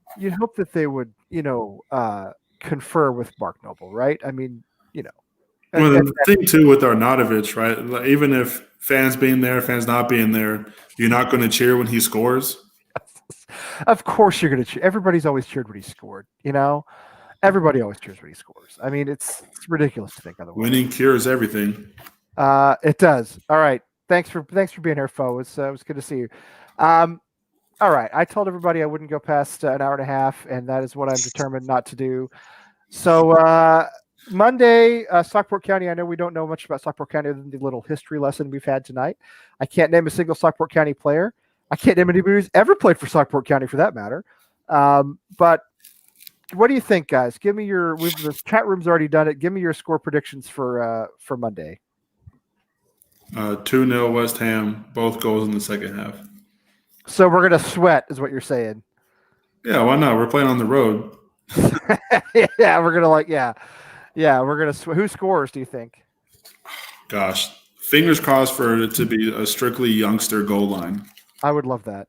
Yeah, I would love that. John, what do you think? They're going to scare us and score, and then it will probably force some changes in the second half, and we'll come out and win 3-1. Hopefully, or they'll go on to score 3 more. Who knows? We'll force the replay. Oh, the replay. Yeah, the replay. That's probably what'll happen. 3-1 West Ham. So, yeah, Stockport, they'll score. They'll score just to make it interesting. And Moyes' professionalism will win out. He'll give them the hairdryer at halftime and they get their asses in gear. What do you think, Chris? Given that, of course, we have no idea who's going to be on the pitch. Yeah, that's what I'm struggling with. I'm going to say 3-0. 3-0 West Ham. I would love if – I don't think he will play, but if Rice gets in, I'd love to see him get a goal. Yeah, I mean, I think that'd be good for him. I don't think he'll play either, but I think that'd be good for him. He shouldn't play. No, he shouldn't play. I agree with that. The Stockport County manager apparently is a fellow named Jim Gannon who played 383 matches for Stockport County in the 1990s. So that's kind of cool. Apparently he was on the books. Yeah, he's their Mark Noble, and he's also like one of their winningest managers of all time because he's been manager there, and then he's like he left and then he came back. And anyway, I mean, I think I broke the jinx last week after I picked us to win and we actually won. In all honesty, this is not Manuel Pellegrini. I don't think we're going to mess around. I think we're going to win probably 3-0. I really do. I'm not being overconfident. I think it's not unreasonable to think that a mid-table Premier League club could manage 3 goals, even away from home, against a National League mid-table club. Yeah. Now watch us lose. And if we lose, I will never, ever, ever pick West Ham to win again. But I promise you, I'm telling you, I promise you. But yeah, Mark's got a 4. I mean, we just, come on. Let's not. The whole Oxford thing was so embarrassing. I'm with you, John. I don't think Moyes lets that happen. I think he keeps it under control. I hope not. I mean, I don't even know if Oxford. Go ahead. I'm sorry, John. No, I was just quickly, Sally. The only thing that not worries me, but this should obviously be if there's ever a game to experiment, with a plan B or seeing how certain players could play together or what a backup plan would be. This is it. It's almost a freebie, like you said, Lee. I mean, there's so many leagues below us. Our bench should be able to just run over these guys. Remember we played.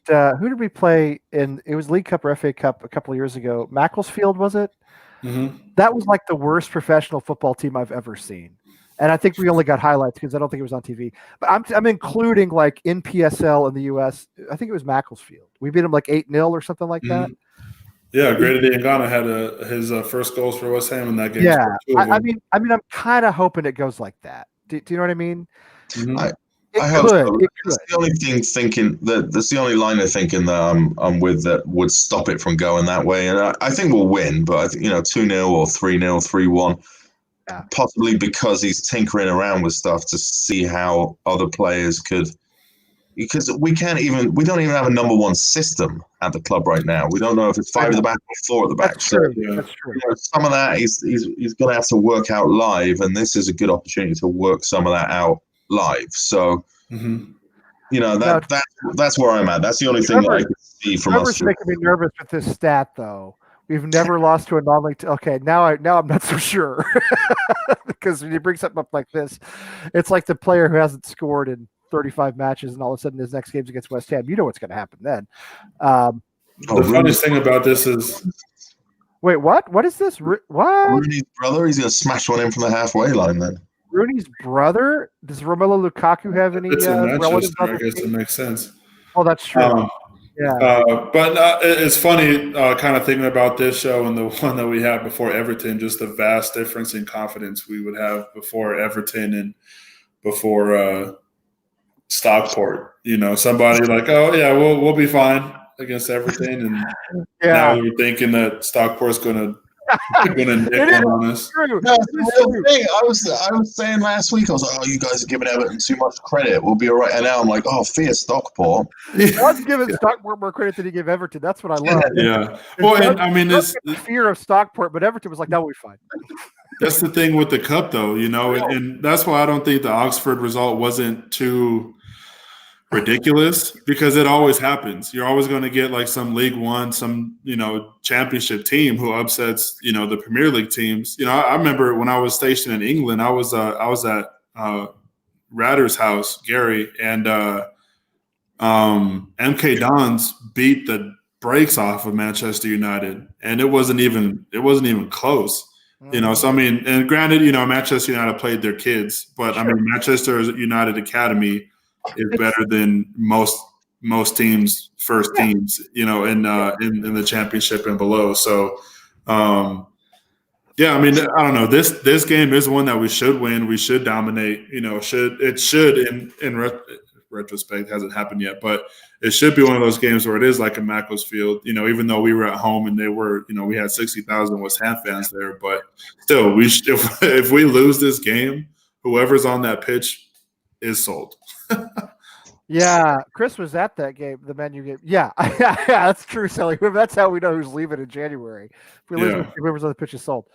I don't know, Chris. Did you give us your? I'm sorry, I've totally lost track of what we're doing. Yeah, 3-0. 3-0. Okay, thank you. I'm fried after the. There's been so much. A crazy game to be to. But yeah, Chris. That would be a crazy game to be. Now, Katie, if you're still watching, are you doing your show tomorrow, Katie? I know you do Thursday. Tell us in the chat room if you're doing your show, okay? Because I want everybody to know that you're doing it. And also, I want to once again mention that I do not think that women are second-class citizens. Okay, that was just in the context of West Ham United. All right, and I love our women's team. You guys know that. We love the women's team. It's just that they don't quite have the same level of fame and fortune as the gentlemen do. So maybe someday. But anyway, Katie, if you tell me quickly, if you're going to tell me about your show. John, are you doing Friday Night Lights this week? Friday Night Lights is back. We had a bit of a hiccup last week, but this week we'll be doing Friday Night Lights. Chris is going to be on. We've got a couple of others. I need to send around the new set of questions, of which most of the ones I sent around last week, Chris, I think will be on there. But okay, we have an additional question, which I think is going to be something around who is more valuable to West Ham, or who should we keep? If we had to sell one, would you sell Rice or Souček? Which I'm hoping. Oh, that's a good one. Oh, John, that's mean. That's mean. That is a good one, though. I want to a little scare people here a little bit. I like it. That's cruel, though, man. It's a show about debate. That's what. It's not about facts. It's about debate. So I can't do anything that would stir up a bit more than that. So Katie says, I gotta think on one. That's a good one. Katie says not confirmed yet for tomorrow. Katie, who is first class all the way, by the way, says not confirmed yet for tomorrow night. But listen. Please click the bell to know when we're on. Okay, like Chris was talking about earlier. Click the bell, know when we're on. So because Katie does a great show. When she does it, it's the most watched show on the network. She interviews a West Ham supporter like we used to when we first started. When Tim and I first started, we would always have supporters on an interview. That's how all these guys came on the show. So Katie does that, and she does a great job. So I want everybody to watch her. And then Friday night, what time is it, John, on Friday night? 8. 8 o'clock Eastern? Yeah, or whenever Wally dictates. Yeah, he's a tyrant. Whenever Wally rolls out of his stupor and is like, yeah. And so 8 o'clock Eastern on Friday night. You have nothing better to do on Friday night because there's a global pandemic and all the bars are closed. Honestly. Yeah, it's kind of true. So stay home and watch John do Friday Night Lights, and then tomorrow night we'll be on the lookout for Katie. If she's doing a show, you definitely want to see it. And we will be back next week, and we'll talk about what happened with our little friends up in Manchester, and then we'll talk about Burnley, another city. I have no idea where it is. I have to look it up. Where's Burnley, John? Do you know? I know they just got sold. Where is it? It's in the north. That's what I was going to say. See, I'm like one of these, because I support a London club, and most of my trips to England all of them have been in the south, like London or Bath, or we've been out to the Cotswolds, so that part of the country. The north to me is like, you know what I mean? It's just I don't know it's up there somewhere. So anyway, yeah, it's up past like Manchester area. Okay, so it's way up there. North of all that, but yeah, my geography is not completely solid going north either because, I'm from the Cotswolds area. So That's right, you are. whenever you're rolling, you're rolling that way.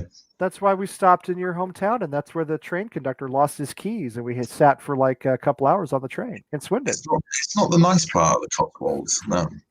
No, but but you're not that far away. You know, you could say you're from the Cotswolds. Yeah. Okay. Vernon says it's north of Manchester, so way up there. Who knows? It's long way up there. I don't know which kid's talking about there. Anyway, It's basically Scotland. Just put it that way. I was going to say it's Scotland. At some point, it's. Can you understand what the people say? If the answer is no, then it's too far north. Like these people in Newcastle, this Geordie accent. Like, what are they talking about? Who was it on Twitter? There was a manager of one of the lower league clubs on Twitter who was a Geordie. He was giving a post game interview, and I was like, I have no idea what he's saying. Like he could be speaking like Welsh or, like, you know, Gaelic. I mean, I don't know. Who knows? They're a special breed for sure. Yeah, Lancashire. Okay, well, this is not super helpful because I don't know where that is either. But it's grim up north. Irish Tommy says. An Irish guy says it's grim somewhere else. It must be pretty damn grim, if you know what I mean. Anyway, you guys want to throw anything else in before we take off? For me personally, just I don't think Tommy and I are doing a show after the Stockport match, one way or the other. Right. So I believe the next one after that is Burnley. It's Burnley. Yes. I'm sorry. Which would be an interesting match too, because That's Burnley's funny. playing pretty decent football right now. Yeah. Well, they're a B team, and guys, remember we always lose to B teams. We were lucky to beat Brighton or to draw with Brighton. So I mean, I will be back for that one, barring anything. Let me just double check here, actually. yeah, Burnley are sitting 16th in the table, but they do have 2 games in hand over us. They're 16th on 16 points, but they're not really that bad. They just beat Sheffield United, but then that's, you know, they beat Wolves. They beat Arsenal. Well, Arsenal right now. I know they're not great. I They've had performances recently, and they've had a couple of decent matches recently, but Sean Dyche's team, man, they're going to lump it. They're going to knock us all over the park, and we're going to have to be tough enough to deal with them. Yeah. But they stole our American owners. Was it American owners came in for them? Yeah. I think this last week it just got approved. Oh, I hadn't heard that it was approved. I heard that it was. I didn't know that. Yeah, I Yeah. think it got approved. For them. That's right, Vern. That's how it works. It's the B teams we can't beat. So it will, when we do reach the Champions League final, it'll be either Bayern or Barca, and we have no we have no chance. And yes, Arsenal have won 3 in a row. I'm not very happy about that, but They're right below us in the table now. They're right below us in the table. Although the fact they're below us after 17 games, I think it says a lot about both clubs. All right. Yeah. Anyway, go ahead. Sorry. No, I said it says a lot about the current states that we're above them. Oh, I guess Yeah. I do have one more question. This one is specifically for Chris. What are you doing on Monday night? Monday night. Yeah. Don't think too hard about it, man. It's just a national Dude, what are you championship. doing? I was going to say, Chris, come on. Oh, I forgot that it was Monday. He's lost his Ohio card. He's no longer a resident of Ohio. No, I was like, what? Wait, what's Monday? I forgot. I just forgot the date that it was on. Yeah, it's going to be an interesting 24 hours for me because my Steelers play Sunday night against the Browns, first round of the playoffs, and then That's going to be tough, Chris. You know, that's going to be a tough game. I mean, I'm sorry, but it is. Yeah. I'm not saying Pittsburgh's not going to win. I think Pittsburgh will win because they're a more experienced playoff team. This is And then why with their quarterback. then we get into the NFL section of the show. Well, Silly and I, after the next show up last is week, Fury. Silly and I set up for 2 more hours talking about American football. Yeah. College football, the NFL for 2 more hours. So, you know, it happens. Yeah, basically, our JV team, being the Steelers, lost by 2. Yeah. To the Browns in Cleveland. So, Right. and now they're going to be without their head coach. I don't like Baker Mayfield, Chris. All right. And I'm not going to lie to you. I'm not a big Ben Roethlisberger fan either. Okay. But I don't like Baker Mayfield. And there's a lot of personal reasons for that. I don't know him personally, but I mean, there's a lot of reasons to go back to the way the interactions he had with Gary Patterson and TCU years ago. I don't like Baker Mayfield. So I would like to honestly, I'd like to see Pittsburgh win that game. I would. And to answer the question about Monday night with Ohio State, Alabama, I have no idea what's going to happen with that. Sure. So listen. You guys have a chance, man. hopeful. I'm crushed Clemson. Crushed them. Beat the snot out of them. I mean, Trevor Lawrence, like that'll teach Mr. Dabo for ranking us 11th. Dude, Dabo is a douche. I can't stand that guy. I can't stand that guy. I don't listen. I mean, I'm not like an Ohio State fan or anything, or Bama fan, or it doesn't matter. I don't have anything against Clemson. I have friends who went to Clemson. I just don't like Dabo. Really quickly, if you can't see, dumbass. This is Ohio State basketball. You got Brutus right back here. There he is. Yep. Steelers 43. This is Jerome Bettis from 40. I have Troy Polamalu over there. I like Polamalu actually. I like Polamalu. He's a good dude. I like him. I can never do that. Yeah. That is the shoe, the little over there. Karen's can you get that mascot? Can you show the world that your mascot's a fucking horse chestnut? Yeah, right. It is a nut. It is a literal nut. That's true. Yeah. Well, I mean, it's his head that's the actual mascot, right? Yes.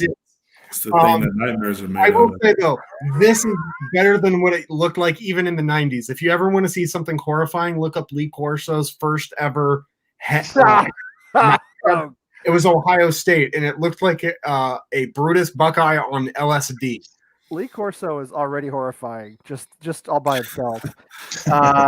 He's insane. General mention of Lee Corso is scary to me. Wait, hang on. Now, Chris, tell me if I'm wrong. I think I'm right because I think I looked up the right thing. This is a Buckeye nut. All right. Oh, here it is. That's a Buckeye nut, right? Yes. And they're poisonous, are they not? Animals can eat them in small doses. Humans, if they eat them, it can be very harmful. Okay. So that's so now your mascot. Okay. Your mascot is a nut. All right. And since we're doing this and, my wrap up is about 20, 25 minutes in at this point. Let me see. Sully has the buffalo. Okay. Yeah. Now, John, what is a Nittany lion? What makes it Nittany as opposed to just a lion? The Penn State is in a mountain range called the Nittany Mountains. So it's a mountain lion that is from the Nittany area, which was probably hunted out of existence in the 1800s, but is a more fearsome mascot than Penn State's original mascot, which was a horse. So, was it really? Yeah, it was. And then they adopted. They said all the Ivy League schools had like fearsome mascots like panthers and cougars and everything. So they adopted a symbol of strength, which is the Nittany lion. Were they the Penn State like horses, or were they like the stallions? Or something? I think it was like the Pennsylvania high school back then, because it was an agricultural school. Okay. Yeah, like A&M. Can I share the screen to show you what the Lee Corso helmet that I'm taught? Yes, please do. I want to see it. Okay. Lee Corso. Shout out to everybody who hasn't left yet. I know. 18 people still watching. 17 now. The number's dropping real fast. Oh, man. That is. Where is that from? Like the 90s? Is that from the 90s? Yes, that's the mid 90s. He the first ever headgear that he did was Ohio State, Michigan in Columbus. He picked Ohio State to win it. Now it's evolved to this, so at least this is better. It's better. I bet Ohio State lost that game too, right? Because that was the 90s. No, we actually won that game. They won. Wait, Corso wearing an outfit on that picture, or was that just Corso? That's just Corso. He's just at the top. Yeah.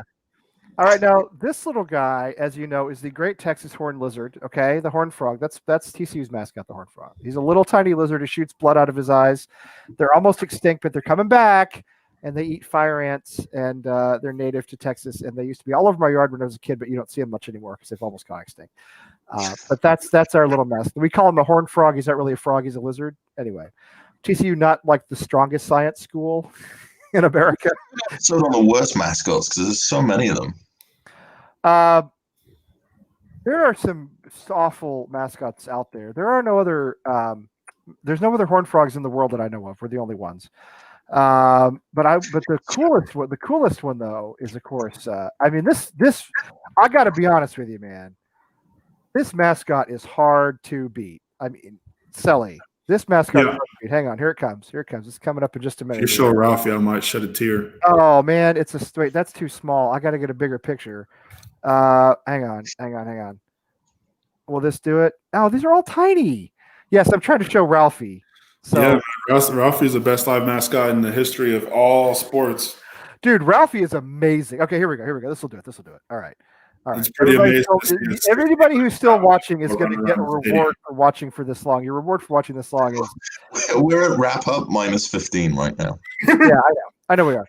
Yeah, Ralphie's fantastic, and it's better than any dotting of the I, or it's better than anything that Penn State fan. If you haven't seen that thing running around a field in person, you haven't watched a college football game. I got to be honest with you. Ralphie is amazing. Okay, I've seen Bevo live. He doesn't do Bevo much. just sits there and poops. That's all he does. Right.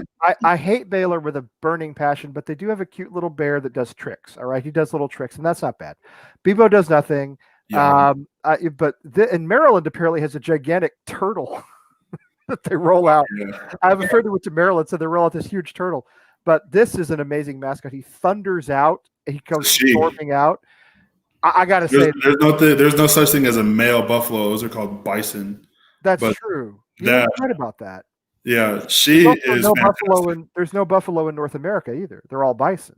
Right. Yeah. So one thing that's really cool is those guys that run around her. The Ralphie handlers. Those guys are actually scholarship athletes. And they take her in her little cage and they drive all the way around the city before the game. And there's like a little pregame thing with donors and, people who have money and donate to the school or whatever. And she sits there and you can pet her, take pictures, whatever.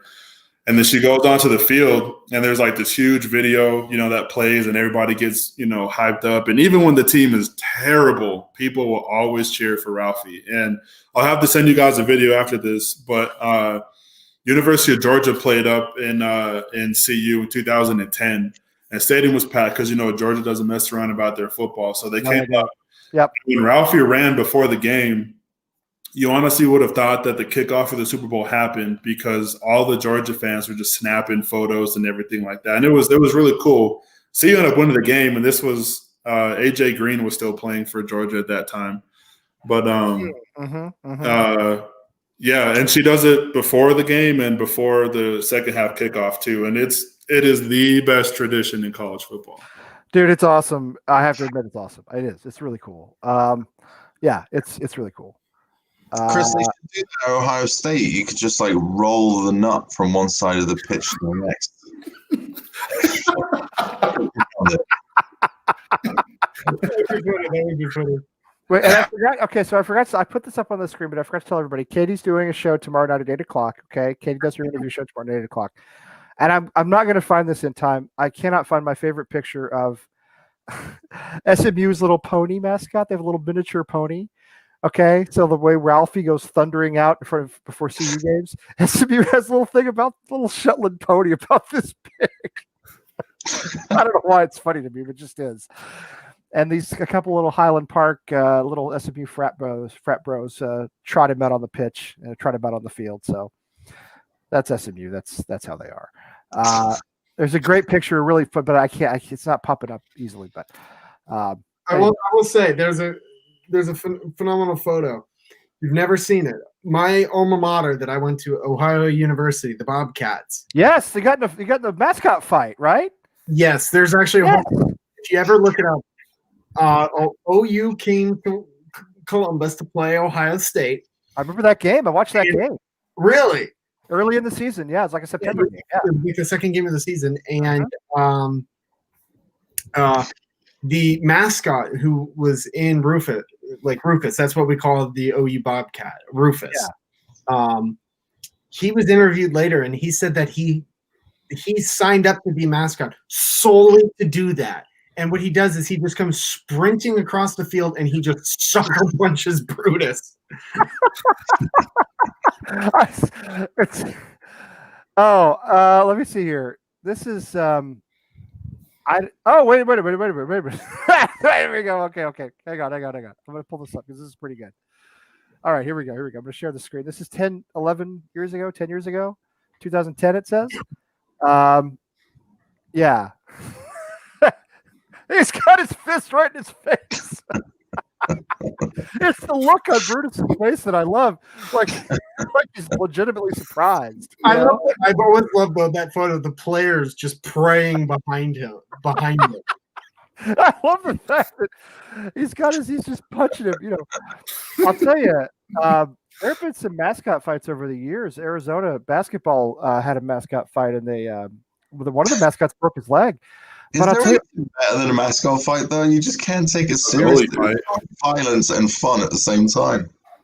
There was a kid in the kid in my dorm when I was in college. He actually lived in the room next to me. He was Super Frog at some of the football games.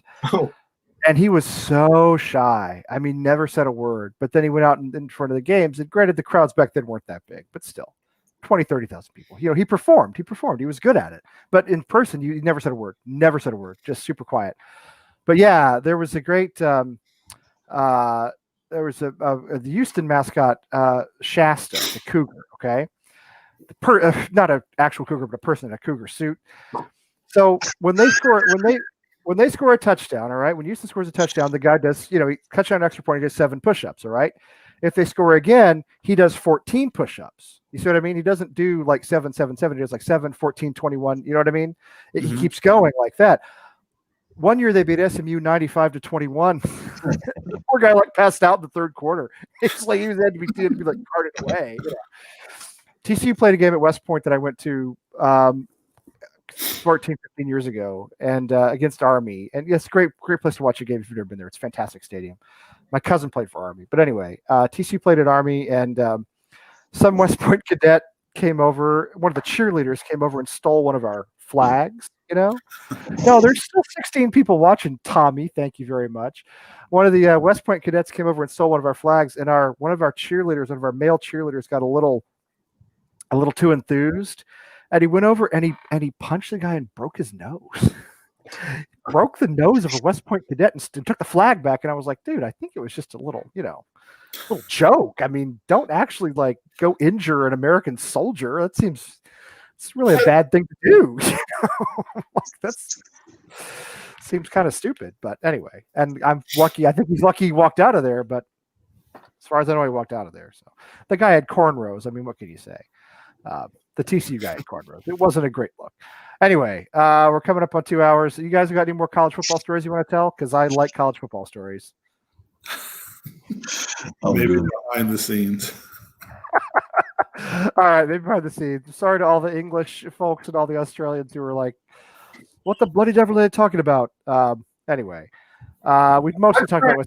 I've tried to get Irish Tommy into the ways of college football. I've been trying. College football is in my opinion, it's so much better than the NFL. All right, I like the NFL, and the NFL has its, but I love college football. And this season obviously wasn't the best season for it, but generally, it's much, much more entertaining, and it's much better than the NFL. It's much more. It's the closest you'll find to the type of passion you get for football and other proper football in other parts of the world. Yeah, it's the closest. Anyway, thanks for everybody in the chat room for being here. You guys are the very best. You're up late.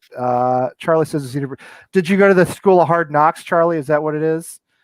Charlie went to Brooklyn School of street fighting or something. Probably. I have no idea. But anyway, I figured that's the joke he's trying to make. But and maybe Chris is a Florida guy. Oh, 2 p.m. in Australia. Well, we could go on for a while then. Anyway, glad you guys were all here. Thanks for being in the chat room. Let's hope we don't embarrass ourselves on Monday. And come on, you Irons. Come on, you Irons.